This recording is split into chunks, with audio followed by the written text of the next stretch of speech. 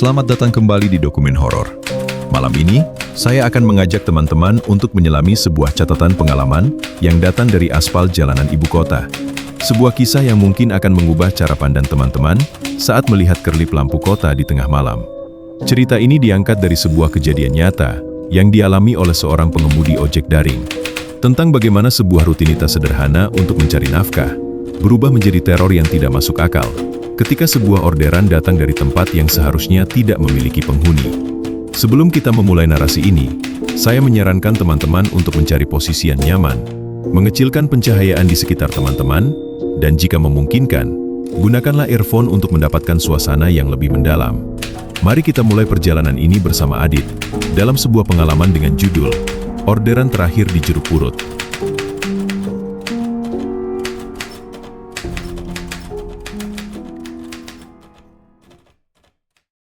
Nama gue Adit. Gue udah jadi driver ojol selama 3 tahun.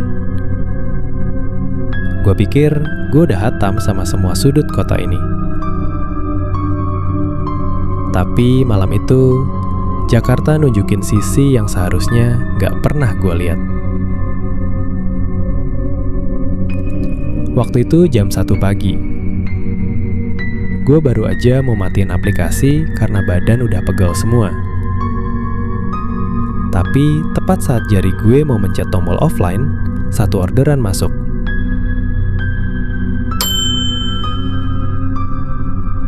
Gue lihat layarnya. Titik jemput, gerbang TPU Jeruk Purut. Titik antar, kompleks perumahan tua di Menteng. Jujur, bulu kuduk gue langsung berdiri. Tapi malam itu, saldo gue lagi mepet banget. Gue butuh 1 trip lagi buat ngejar bonus harian. Akhirnya, dengan tangan gemetar, gue pencet terima.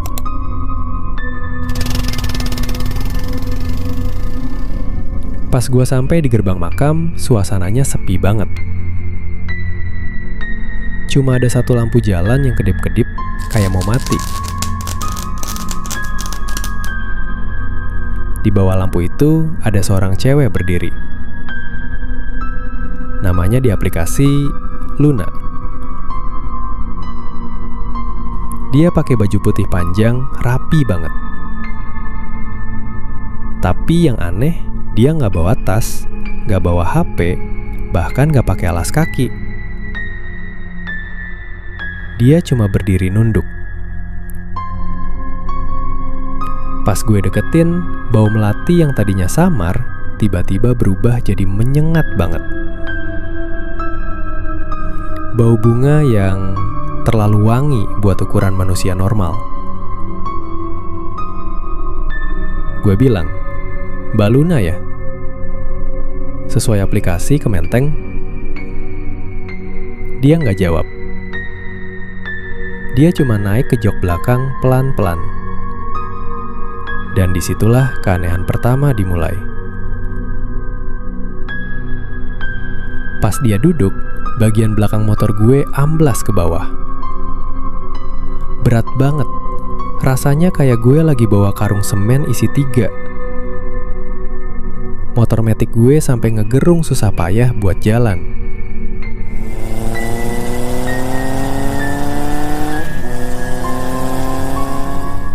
Gue coba ajak ngobrol buat ngilangin stres. Gue tanya, "Kerja di daerah sini, Mbak?" Hening. Gue tanya lagi, "Mau lewat jalan pintas atau jalan utama?" Tetep gak ada jawaban. Gue mulai ngerasa ada yang gak beres pas kita lewat di bawah lampu flyover yang terang. Gue iseng ngelirik ke spion kanan, dan jantung gue rasanya berhenti detik itu juga. Di spion, jok belakang gue kosong. Gak ada Mbak Luna, gak ada siapa-siapa. Tapi beban motor gue makin berat. Dan gue bisa ngerasain ada sesuatu yang nempel di punggung gue. Sesuatu yang dingin, kayak nempel sama es batu.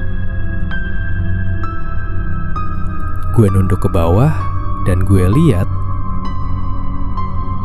ada tangan pucat dengan kuku-kuku yang menghitam melingkar di pinggang gue. Pelan-pelan, jaket hijau gue basah.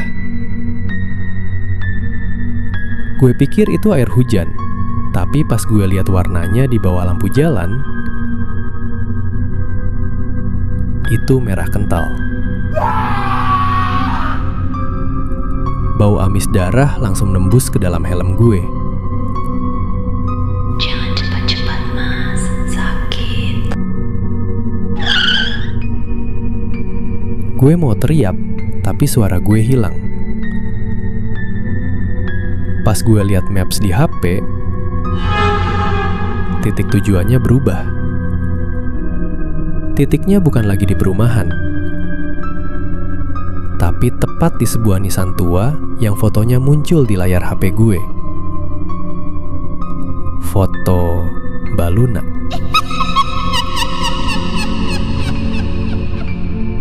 Gue pengen banting motor itu. Gue pengen lari kencang-kencangnya. Tapi kaki gue kayak dipaku ke footstep. Tangan gue kaku megang stang. Gue kayak dipaksa buat tetap jalan. Gue nekat. Gue gas motor gue sedalam-dalamnya.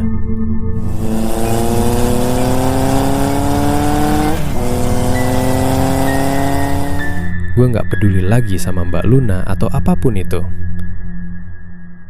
Gue cuma pengen keluar dari area TPU ini. Gue lewat jalan raya, gue ambil arah ke Menteng sesuai ingatan gue. Tapi aneh, gue udah ngebut hampir 10 menit, tapi gue ngerasa gak pindah tempat. Gue ngelewatin tukang sate yang sama, pohon beringin yang sama, dan papan penunjuk jalan yang sama sebanyak 5 kali. Gue terjebak di jalan yang gak ada ujungnya. Dan yang lebih parah, jalanan yang tadinya ada beberapa mobil lewat, sekarang benar-benar sunyi. Cuma ada gue, motor gue, dan beban di belakang gue yang makin lama makin berat. Sampai knalpot motor gue gasruk ke aspal.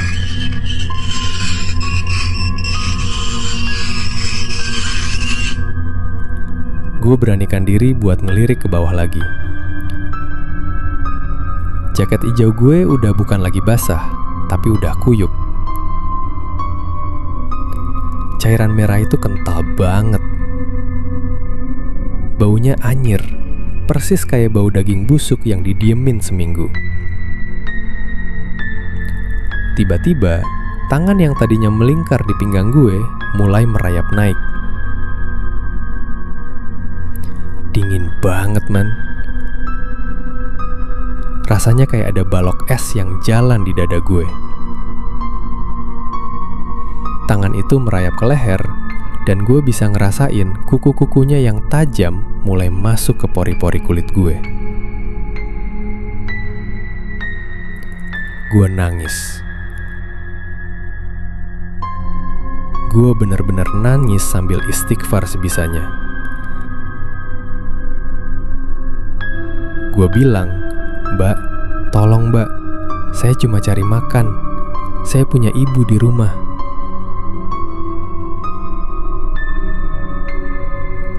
Tiba-tiba HP gue bunyi.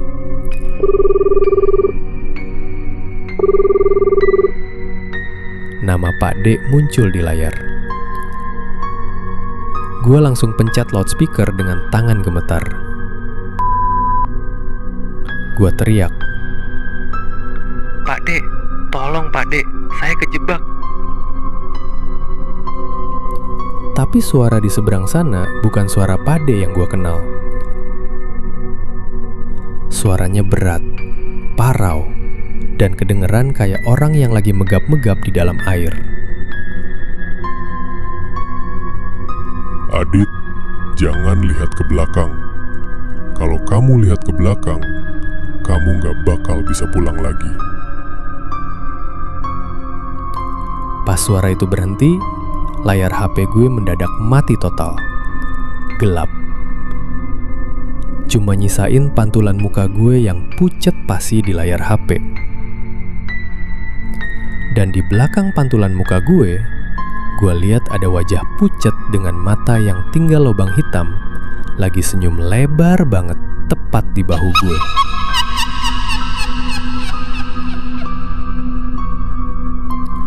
Di detik itu, motor gue tiba-tiba mati total di tengah kegelapan.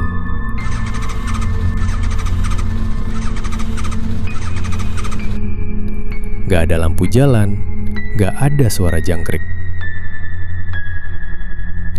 Cuma ada suara napas gue yang memburu dan suara bisikan dari belakang telinga gue yang bilang, Mas, kita sudah sampai. gue bener-bener gak berani buka mata. Karena gue tahu, pas gue buka mata, gue gak lagi ada di jalanan Jakarta.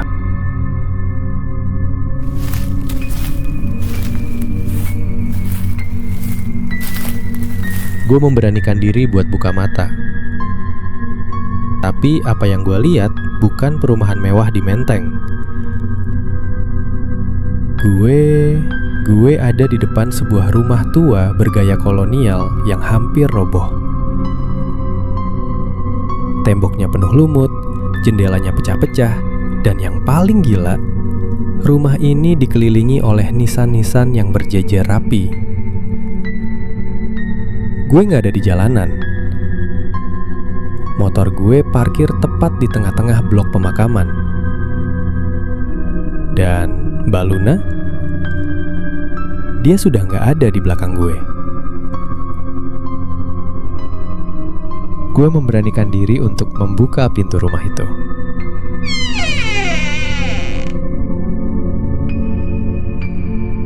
Tiba-tiba, dari dalam rumah itu terdengar suara musik gramofon tua.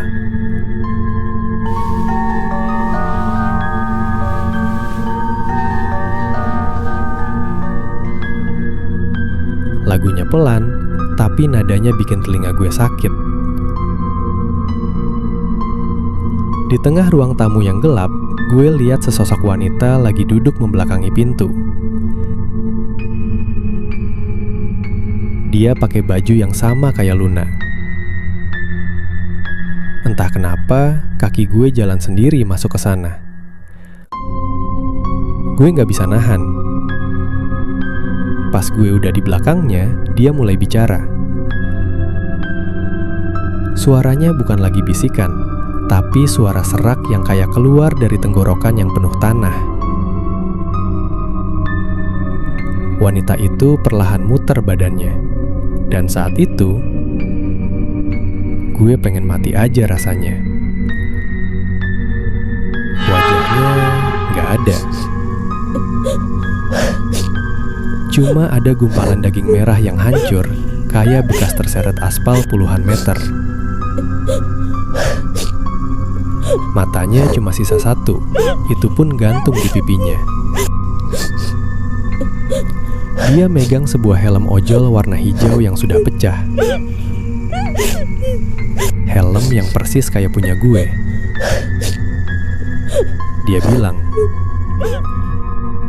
Suami saya juga ojol, Mas. Dia nggak pernah pulang setelah nganter orderan terakhir ke sini. gue sadar satu hal. Luna ini bukan cuma hantu yang nyasar. Dia adalah korban tabrak lari, dan suaminya adalah driver ojol yang hilang setahun lalu di jalur ini. Dia nggak lagi nyari tumpangan, dia lagi nyari pengganti buat nemenin dia di rumah ini selamanya. Tiba-tiba, semua nisan di luar rumah itu mulai bergetar.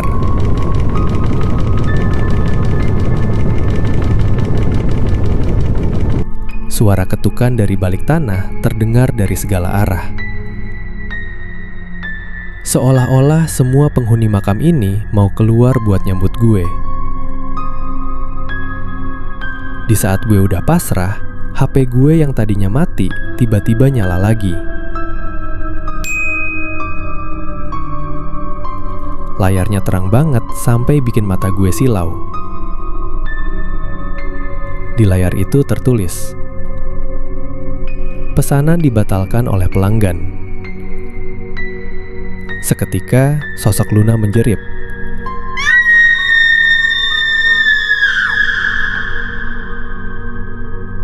Jeritannya bukan suara manusia, tapi kayak suara besi yang beradu. Rumah kolonial itu mendadak luluh lantak, berubah jadi debu di depan mata gue. Gue jatuh tersungkur di tanah pemakaman.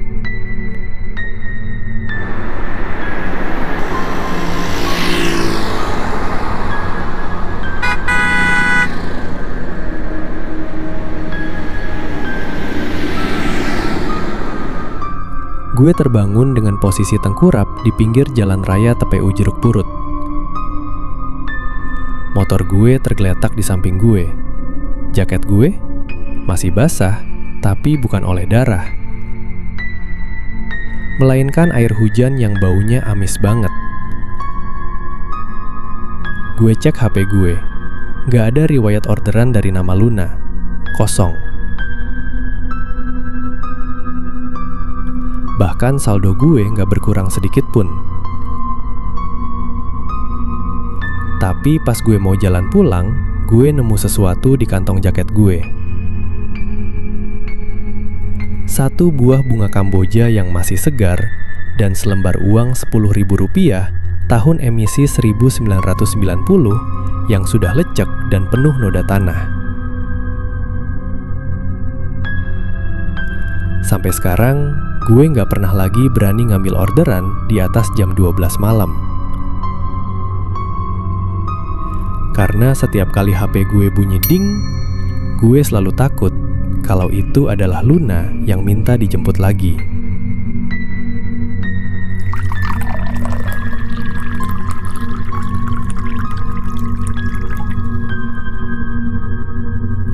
Seminggu setelah kejadian itu, gue mutusin buat libur narik.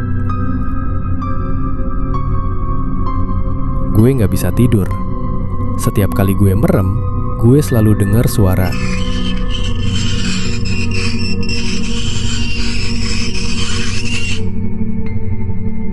Suara knalpot yang gasruk ke aspal. Ibu gue berkali-kali nanya kenapa gue pucat, kenapa gue sering lamun.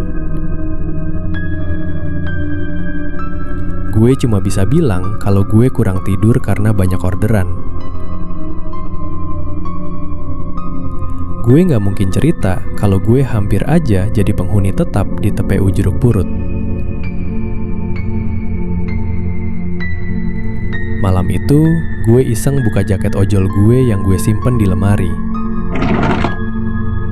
Jaket yang waktu itu basah kuyup karena darah. Pas gue keluarin, gue kaget.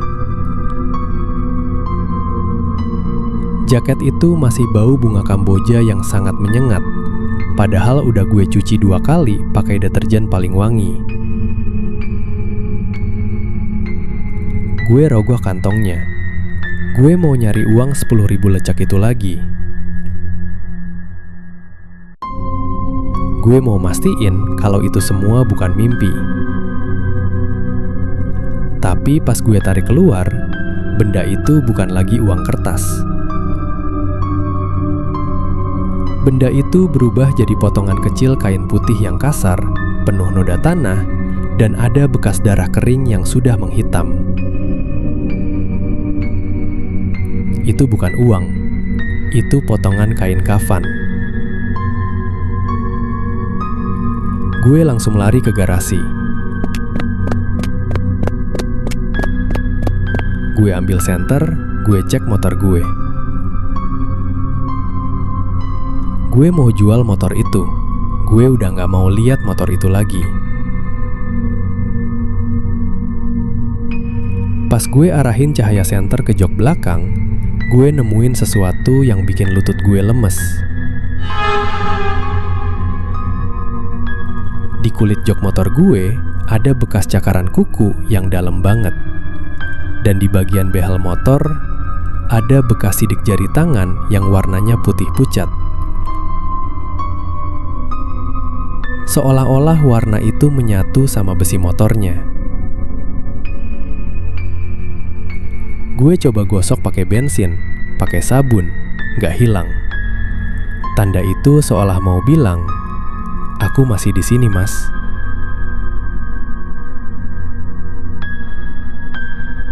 Tadi siang, gue ketemu Pak D di pangkalan. Dia ngeliatin gue lama banget. Terus dia cuma bilang satu kalimat yang bikin gue merinding sampai sekarang. Dia bilang, "Dit, kalau kamu sudah pernah bonceng dia, bau kamu gak akan pernah hilang. Dia bakal selalu tahu di mana kamu berada." Sekarang, gue cuma bisa pasrah. Tiap kali jam menunjukkan pukul 1 pagi, HP gue selalu bunyi. Bukan suara ding dari aplikasi, tapi suara getaran telepon tanpa nomor.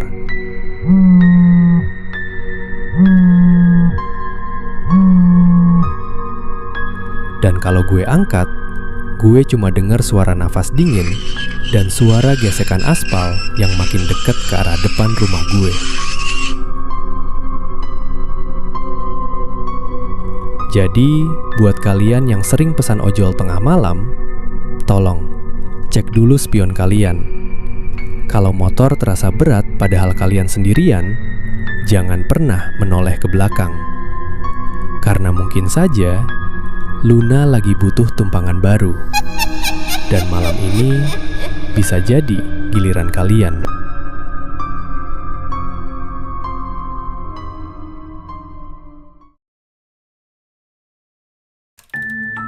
Demikianlah rangkaian cerita dari kisah orderan terakhir di Jeruk Purut. Sebuah pengalaman yang memberikan kita sudut pandang lain mengenai sisi gelap jalanan ibu kota yang jarang terungkap. Kisah ini bukan hanya sekedar cerita untuk memicu rasa takut, namun menjadi sebuah pengingat bagi kita semua untuk selalu menjaga kewaspadaan dan tetap mengutamakan keselamatan, terutama bagi mereka yang masih berjuang mencari nafkah di bawah langit malam. Apabila teman-teman memiliki pengalaman serupa atau memiliki cerita mengenai fenomena urban legend di daerah Anda, kami mengajak teman-teman untuk berbagi cerita di kolom komentar. Setiap cerita yang teman-teman sampaikan adalah kontribusi berharga bagi komunitas pecinta misteri di channel ini. Kami ucapkan terima kasih atas perhatiannya. Jika teman-teman merasa konten ini memiliki nilai informasi atau hiburan yang layak, silakan memberikan apresiasi dalam bentuk like dan pastikan telah berlangganan subscribe agar tidak melewatkan narasi-narasi berkualitas selanjutnya. Kami pamit undur diri. Mari kita tetap saling mendoakan keselamatan satu sama lain, baik di dunia nyata maupun di sisi-sisi yang tidak terlihat. Terima kasih, dan sampai jumpa di dokumentasi misteri berikutnya.